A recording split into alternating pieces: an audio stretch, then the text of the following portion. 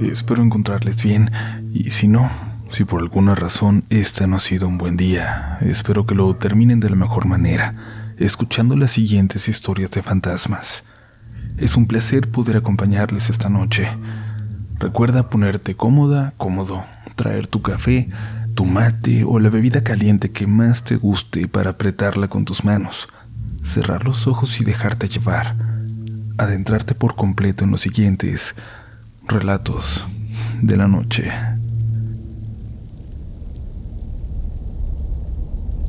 Mi tía Marcela un día estaba bien y al otro ya no. Ya sabíamos que en la familia han habido enfermedades mentales desde hace muchas generaciones, y a una hermana de mi abuela nunca la conocimos, pues siempre vivió en un hospital psiquiátrico. Pero lo cierto es que mi tía Marcela parecía ser la más sana de todos nosotros. Una mañana despertó extraña, y no dejó de hablar de voces que le hablaron durante la noche, de seres que rondaban por la casa. Se empezó a hacer daño, por lo que pronto fue prácticamente imposible que estuviera sola. Cuando la familia la llevó al hospital, le explicaron al personal de todos sus comportamientos, de las voces que escuchaba, con las que se ponía a platicar. Les dijeron que particularmente tuvieran cuidado cuando hablara de Carlota, y es que esta voz es la que le hacía lastimarse, la que hizo que en varias ocasiones atacara a mis tíos. Ahí, cuando empezó a escuchar a esta voz, fue cuando mi pobre tía se volvió un caso que no se podía controlar. A las pocas semanas de estar allí en el psiquiátrico, donde le intentaban controlar con medicamentos sus males, mi tía se empezó a poner muy mal de salud. La llevaron a un hospital a hacerse estudios y descubrieron que tenía un cáncer ya muy avanzado por varios órganos del cuerpo. En cuestión de días, mi pobre tía se consumió. Murió. De aquella que un día se fue a acostar perfectamente normal, no había quedado nada, tan solo el recuerdo. A los más chicos no nos hablaron mucho después de eso de mi tía. Prefirieron que recordáramos a la joven bella y brillante a la que todos admirábamos tanto. Supongo que eso fue lo más sano, el que aprendimos a sobrevivir su pérdida pensando solo en los recuerdos más lindos que nos había dejado. Pero aquella casa no volvió a ser la misma. La casa de los abuelos era un lugar enorme que nos permitía habitar ahí a varias familias, y desde que mi tía se fue, parecía ser habitado por un fantasma. Literalmente. Nadie quería aceptarlo, pero desde que mi tía se fue, parecía ser habitado por su fantasma.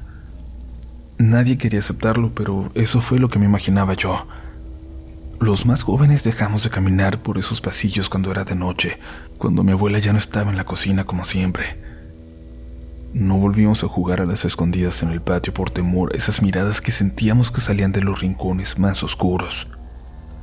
Escuchábamos los pasos de alguien que recorría los pasillos, siempre muy cerca de las 3 de la mañana, cuando despertábamos varios de nosotros, sin ninguna explicación aparente. Yo no llegué a ver a ese fantasma que caminaba por la casa, pero 2 de mis primos sí. Dijeron que era una mujer de negro, a la que no se le veía la cara, solo brillaban sus ojos en la oscuridad. Ella caminaba a 4 patas, pero de una forma muy extraña, con la espalda doblada hacia atrás, con su cuello contorsionado. Parecía una criatura sacada de una pesadilla enferma.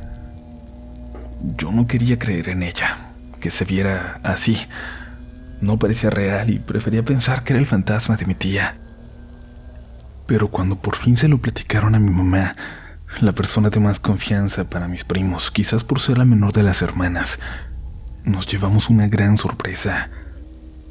Mi mamá les hizo repetirle una y otra vez la descripción de aquel ente que caminaba por la casa.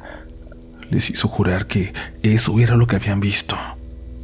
Es que no les puedo creer. De verdad que no puedo creerles, nos dijo mi mamá. Miren, por favor, no le vayan a decir a nadie, mucho menos a su abuela que se queda sola tanto tiempo en esta casa, pero eso que me están describiendo, la mujer de negro en 4 patas, con la espalda torcida, esa es Carlota. Eso es lo que veía su tía Marcela, la que le hacía lastimarse. La evidencia según los doctores. de la esquizofrenia de su tía.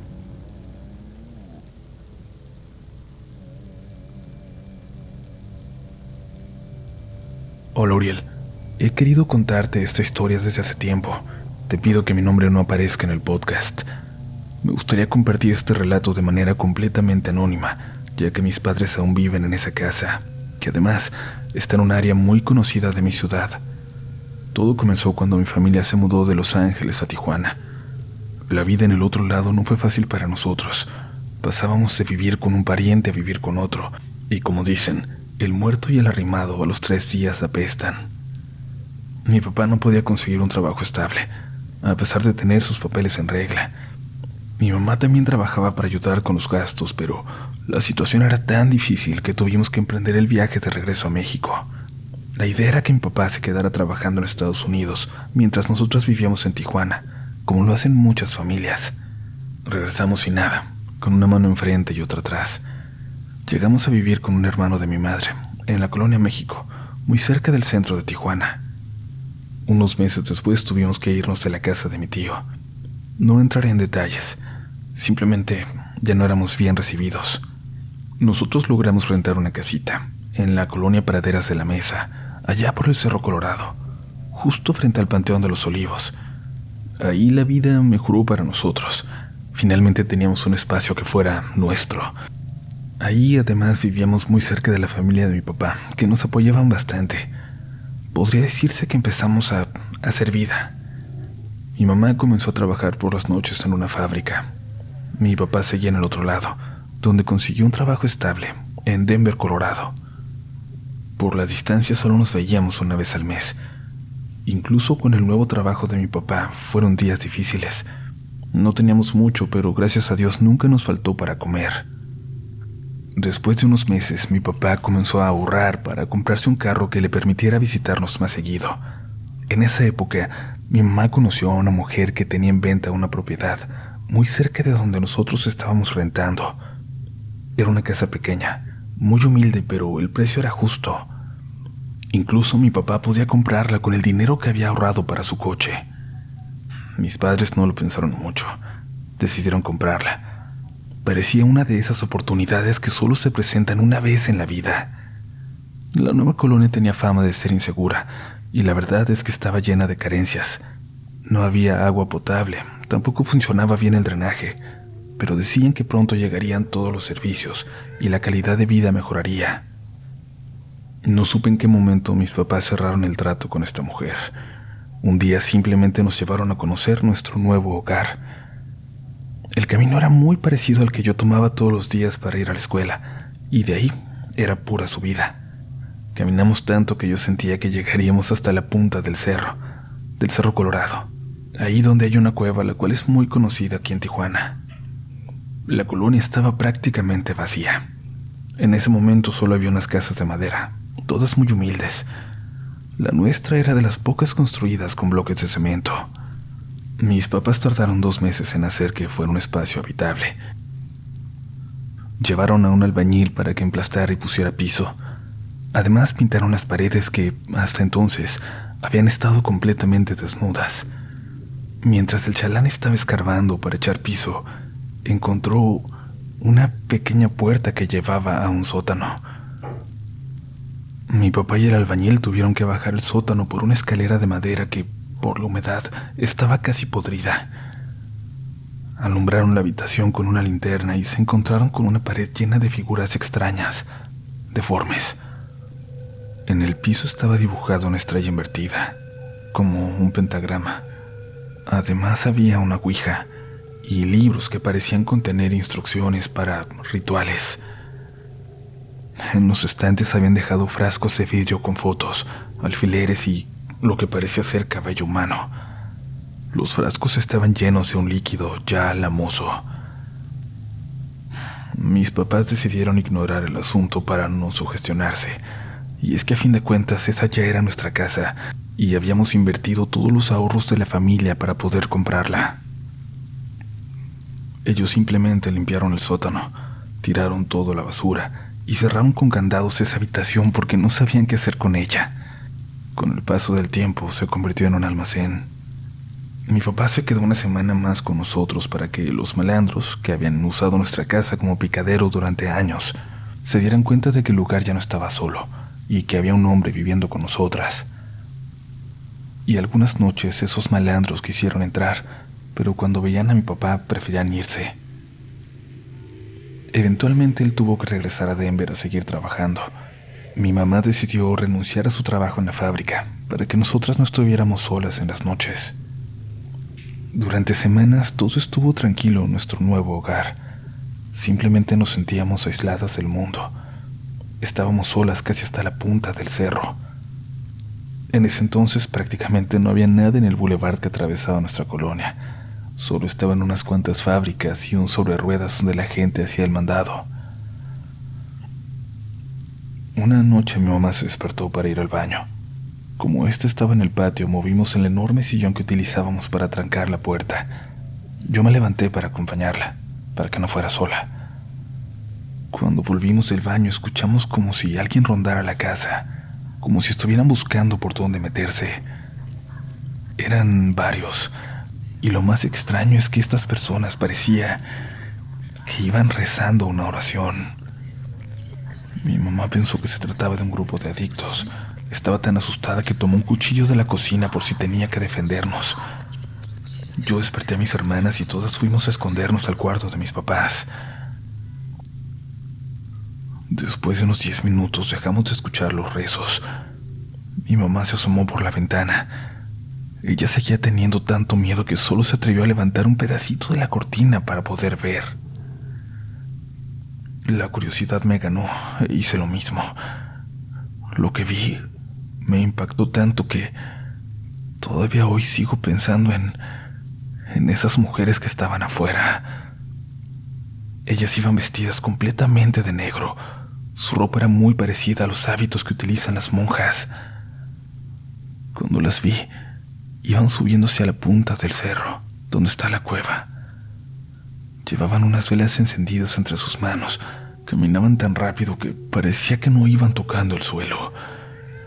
Lo que más me sorprendió es que, además de rezar, gritaban cosas profanas, alabanzas al diablo. No dejamos de verlas hasta que desaparecieron en la oscuridad y sus velas se apagaron por completo. Y esa noche no pudimos dormir. Nos quedamos despiertas del miedo. Además, teníamos que estar alerta por si ellas decidían volver. Mi mamá me dijo que seguramente esas mujeres pertenecían a un culto satánico o algo así. Unos días más tarde, mi tía nos visitó durante un fin de semana para que no nos sintiéramos tan solas. Yo estaba viendo televisión con mis hermanas y mis primos cuando mi mamá salió a tirar la basura. Ella regresó muy asustada y cerró la puerta con seguro. Le contó a mi tía que había visto a una mujer merodeando en el jardín y que parecía hablar en una lengua extraña, en latín o algo así. Nosotras y mis primos nos asomamos de inmediato. Vimos a una señora, ya muy anciana, hablando en un idioma que no lográbamos entender. Ella bebía agua que después escupía ahí en el patio. Además, hacía ademanes y gruñidos salvajes que me recordaban a los de un chango, los de una bestia. Apareció una mujer más, joven. Supuse que era su hija. Ella intentó calmarla y en ese momento mi mamá empezó a gritarles muy enojada. «Oiga, señora, no es que tengo 2 hijas pequeñas. Imagínese si un día salen y ven todo esto que está haciendo. Yo no sé a qué se dediquen ustedes y no me importa, pero en esta familia somos cristianos y no creemos en cosas del diablo». La vecina, la joven, se disculpó con nosotros. Nos contó que su madre era una mujer muy mayor y que además estaba enferma. Por su enfermedad, ella ya no era consciente de muchas cosas y aprovechaba cada descuido para escaparse. «Perdonen de verdad, les prometo que no vuelve a pasar», nos dijo cuando se iban. Mi mamá comprendió la situación. Incluso después de haber gritado, se sintió apenada por todo lo que había dicho, pero no pude evitar preguntarle qué estaba haciendo su mamá afuera de nuestra casa. «Ella es de un pueblo en la Sierra Tarahumara», nos dijo. «No estaba haciendo nada malo. No quiere lastimarlas. De hecho, estaba intentando hacer un ritual de protección. Ella quiere protegerlas de su casa. de lo que habita aquí, en ella. Mi mamá se quedó callada. Simplemente no supo qué contestar. Durante días estuvo intranquila.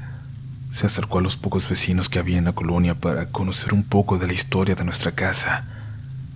La realidad le cayó como un balde de agua helada. Según cuentan, los miembros de una comunidad religiosa comenzaron a limpiar un terreno para construir en él. Eran personas muy extrañas, para nada sociables.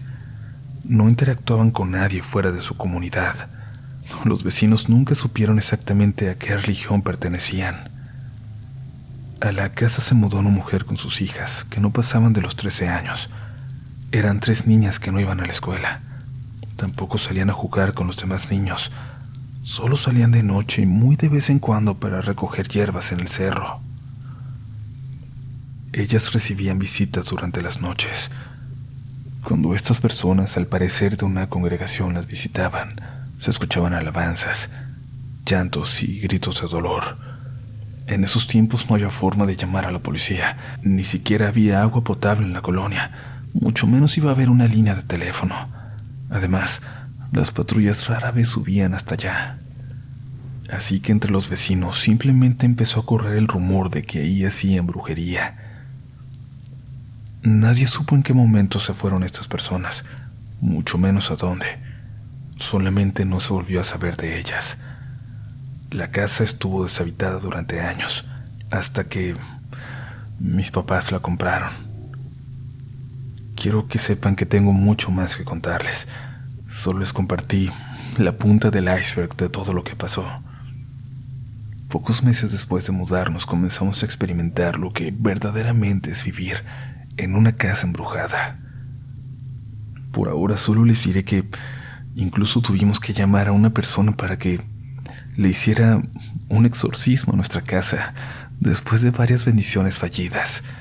Esta persona nos dijo que en el sótano abrieron un portal, que es la puerta de entrada de seres que ya no habitan este mundo o que nunca habitaron en él. Y ese portal simplemente no puede cerrarse por completo. Muchas gracias, Uriel, por leerme. Me emociona mucho escuchar mi historia alguna vez, narrada por tu voz.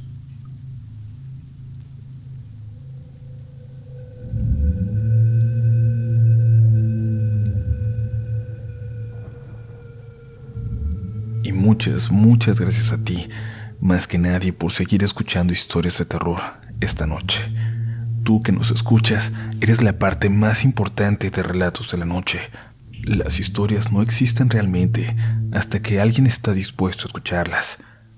Por eso, por favor, cada que puedas, con tu familia, con tus amigos, sigue contando historias. Pídele a la gente que te cuente las suyas. Manténlas vivas. Siempre hay algo interesante que conocerás a través de los relatos de fantasmas. Y ahora, antes de continuar, te invito de nuevo a comprar mi libro Relatos de la Noche, que encuentras en cualquier lugar en línea y todas las librerías cerca de ti. Si no lo encuentras, pregunta por él, y por acá en la descripción de este episodio te dejaremos el enlace. Gracias por apoyarme en esta locura que fue escribir ficción, escribir cuentos de terror. Y claro, gracias por seguir escuchando y perdonando esta voz que ya tiene un mes que no recupero por completo. Continuamos con más historias esta noche.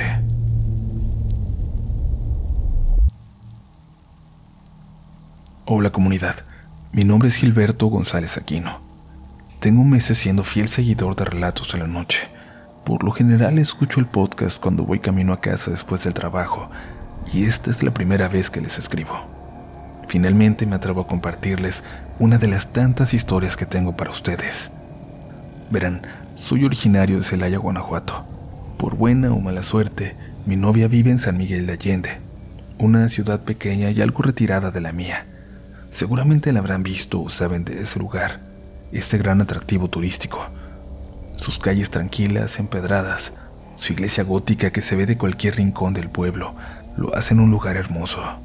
Me toma 40 minutos o incluso 1 hora llegar hasta allá. Para mí la distancia no es un problema, pues disfruto demasiado viajar en mi moto, en especial en carretera. Desafortunadamente no podemos vernos tan seguido, Entonces, cuando voy a ver a mi novia, intento aprovechar el viaje y dedicar todo mi día a estar con ella. Salgo de mi casa a las 8 de la mañana y llego a Celaya hasta las 11 o 12 de la noche. De regreso, la carretera se encuentra prácticamente vacía. A las afueras de San Miguel se encuentra el Puente del Fraile, y es bien sabido por la gente del lugar que ahí se reúnen a hacer brujería. Una noche, mientras iba de regreso a mi casa, vi allí a una persona muy alta, delgada. Supuse que era un hombre. Iba vestido con una gabardina negra y un sombrero del mismo color. Al pasar junto a él no sentí miedo, ni siquiera le di importancia. Mucha gente atraviesa ese tramo de la carretera andando. Por lo general, estos peatones son de esos quienes se reúnen debajo del puente a hacer sus rituales. Durante semanas vi a ese hombre parado justo en el mismo lugar. Cada vez que yo volvía de ver a mi novia, él estaba ahí sin hacer ningún movimiento, solo observando. No me considero una persona escéptica. Desafortunadamente he presenciado más de un evento paranormal en mi vida. En ese mismo tramo de la carretera, por ejemplo, he visto bolas de fuego que pasaban de un cerro a otro. Y una noche dejé de ver a ese hombre. No voy a mentir, cuando dejé de verlo me sentí muy aliviado. Cada que lo veía tenía un presentimiento extraño, me daba muy mala espina. Pero aquí viene la parte verdaderamente interesante de la historia.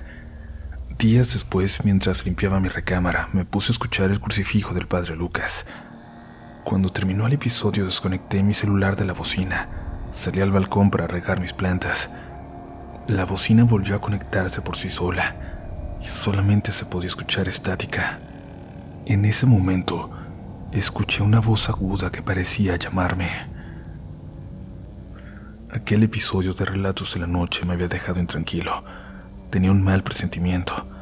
Algo en mí me decía que las cosas no estaban bien. Digamos que mis sentidos se activaron cuando escuché el programa. Preferí salir a caminar por la colonia para tranquilizarme, y después todo pareció volver a la normalidad. Yo seguía yendo a visitar a mi novia y de regreso buscaba al hombre vestido de negro, pero afortunadamente no lo vi durante un tiempo. Hace poco me desperté en medio de la madrugada. Miré mi celular. Eran las 3:15 de la mañana. Tenía la sensación de que alguien me estaba viendo. Volteé a la ventana para ver la luna y en mi balcón estaba el hombre que yo solía ver en la carretera. No me atreví a levantarme de la cama. Solamente cerré los ojos varios segundos y cuando volví a abrirlos él ya no estaba. Durante semanas desperté a la misma hora. Sentía una mirada sobre mí, pero ya era incapaz de voltear a mi balcón de nuevo. No era necesario. Yo sabía que ese hombre estaba ahí. Podía sentir su mirada pesada sobre mí. Me acerqué a mi mamá para contarle lo que me estaba pasando, y ella me creyó. Una amiga le contó que varias veces, ya a altas horas de la noche, había visto una sombra alta y delgada entrar a nuestra casa. Al parecer, su hijo también ha visto esa sombra. Mi mamá cree que me traje a ese hombre conmigo de la carretera, y ahora solo puedo dormir volteando a la pared por temor a volver a verlo, a despertar y por error mirar hacia la ventana, donde siempre está observando hacia adentro. Les comparto mi experiencia porque quiero saber si algún otro miembro de la comunidad ha pasado por algo similar. Si alguien aquí también se ha llevado un muerto a su casa. Gracias por escucharme. Cualquier nuevo suceso, no duden que se los haré llegar.